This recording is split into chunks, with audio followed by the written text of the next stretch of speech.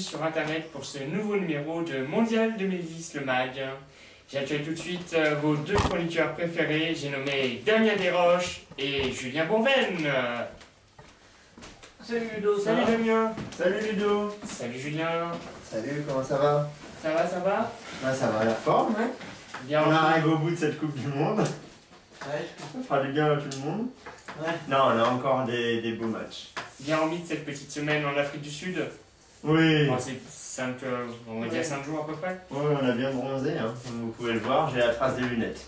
Et en fait, il était au ski, pas à la plage. Il était à Courchevel. C'est ça. Il était dans le coma, il a eu beau temps. Hein. Voilà. Ouais. Quel enchaînement. Ouais, sans transition. Nous allons commencer cette première partie par un bilan global de ces demi-finales.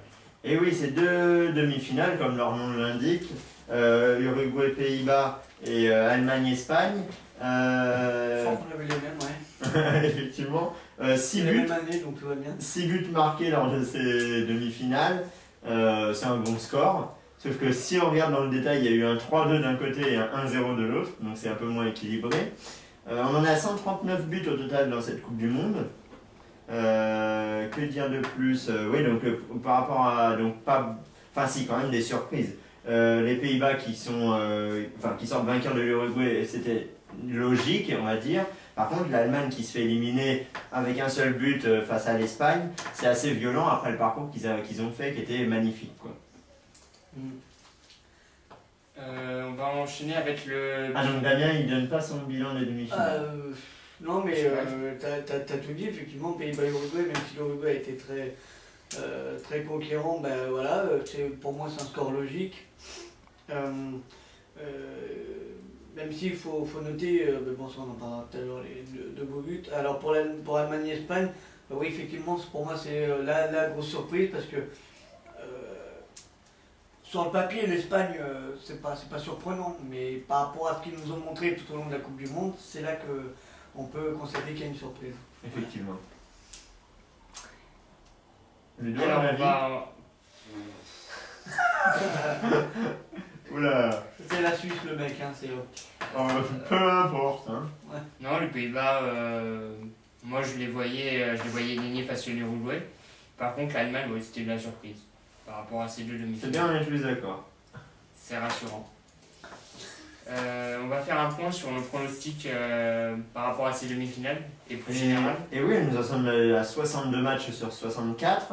Il y en a donc eu 2 avec ces demi-finales. On a eu aucun score juste. Hein, ça, comme ça, c'est réglé. Sur 2 matchs, aucun pour nous 3. Il y a eu deux matchs. Donc on reste à 10 sur 62. 10 scores justes sur 62 pour Ludo. Bravo. Damien, tu peux encore le rejoindre avec 9 sur 62. Ouais. Là, ça va être dur. Hein. Et moi, je suis à 2 sur 62 si ça intéresse quelqu'un. Hein.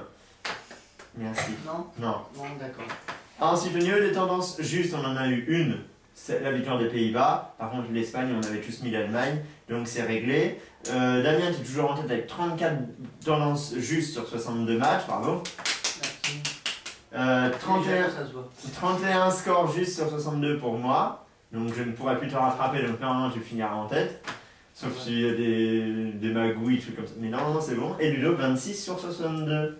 Ludo, tu ne rejoindras jamais la moitié dans ce mondial. C'est bien. D'accord. Voilà. Ouais, donc voilà, en gros, au niveau. Donc, Damien est bien parti pour finir en tête. Et Ludo, des scores justes, faudra voir, c'est serré entre vous deux. Ouais, serré. Ouais, serré, absolument. Ça suffit, hein. Oui. Et on va finir cette première partie avec un bilan... on va parler de Pays-Bas qui s'est soldé par un 3-2 pour les Ah, le Pays-Bas. décalage horaire qu'il n'y a pas, il est violent. Pays-Bas, ça m'a parlé? Bah, vous deux. Oui, donc, d'accord, on va parler en même temps. Donc, moi, je pense que Pays-Bas, effectivement. Alors, Pays-Bas et Uruguay, donc ils s'est terminé sur un score de 3-2. Une mi-temps qui était à 1 partout, donc tout était ouvert. À noter quand même un beau match de football, beaucoup d'actions des deux côtés, des occasions aussi énormes de chaque côté. Le score est mérité au but du match, 3-2, c'est vraiment un très beau match de football à regarder. Les Uruguayens ont fait un beau parcours dans ce mondial, les Pays-Bas ont arraché la finale au terme d'un parcours sans faute, et en restant malgré tout discret dans cette Coupe du Monde. Qu'est-ce que je dois noter d'autre que Van Bronckhorst Van Bronckhorst, hein, voilà, a marqué à la 18e minute. Snedger a marqué à la 70e minute. Lui, non, je m'y ferai pas. À la 70e minute. Et Robben a marqué à la 63e minute. Pour l'Uruguay, un but de Forlan, normal comme d'hab, à la 41e minute. Et de Pereira à la 92e minute. 12 tirs pour l'Uruguay contre 11 pour les Pays-Bas, c'est assez équilibré. 5 corners pour les Pays-Bas contre 4 pour l'Uruguay, pareil. 3 cartons jaunes pour les Pays-Bas, il faudra faire gaffe pour la finale au carton rouge, et 2 pour l'Uruguay. Et 53% de possession pour les Pays-Bas, 47. Ça confirme le score du match. Ouais, bah voilà, pour ce qui est des statistiques, tu as tout dit. Alors, par contre, effectivement, moi, il y a juste un truc que je voulais signaler, c'est que, à mon sens, j'ai vu les. Enfin, il y a eu pas mal de beaux buts, mais j'ai vu les deux buts les plus splendides du mondial pour l'instant, à mes yeux. Surtout celui du Pays-Bas qui est vraiment un boulet de canon magistral. Ouais, c'est le premier but. Ouais. De Van. Bronckhorst, il a pas fait dans la dentelle. Hein.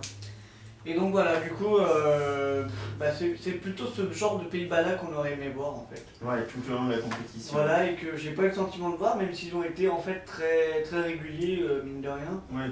Mais finalement, c'est marrant parce que du coup, là, je fais la transition parce que pour ce qui est de l'Allemagne, c'était un peu ça, c'est-à-dire qu'il a marqué 4 buts à chaque fois, à chaque match, a été très très bien, comme les Pays-Bas en 2008. Oui. Et ils ont échoué vraiment de peu, enfin non, pas de peu pour les Pays-Bas en 2008, mais c'était un peu le même délire, quoi. On plante 4 buts puis on se fait avoir derrière. Donc voilà. Donc Pays-Bas-Uruguay, là c'était un vrai beau match. Un vrai beau match, l'un des plus beaux qu'on ait vu, parce qu'il y avait vraiment de l'action tout le temps, hein. 3-2. Donc voilà, pour ce qui est de ça, et donc je suis content pour les Pays-Bas qu'ils aillent en finale, puisqu'ils n'ont pas encore d'étoiles. Ce sera la 3e finale. Voilà, oui, par contre, eux, ils ont connu des finales, oui, assez malchanceuses. Et puis, donc, l'Uruguay, bon, qui a déjà 2 étoiles, même si c'est vrai que j'admire vraiment leur parcours. Ouais, c'est vrai. Bah, pour finir avec ça, le plus beau match que j'avais vu avant, c'était Pays-Bas-Brésil.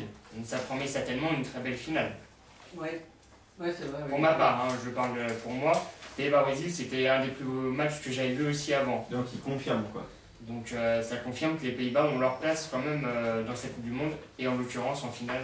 Ouais, c'est vrai, mais finalement ils ont été un peu plus discrets quand même que ce qu'on. Ou alors ils étaient moins placés en tant que favoris que d'autres nations.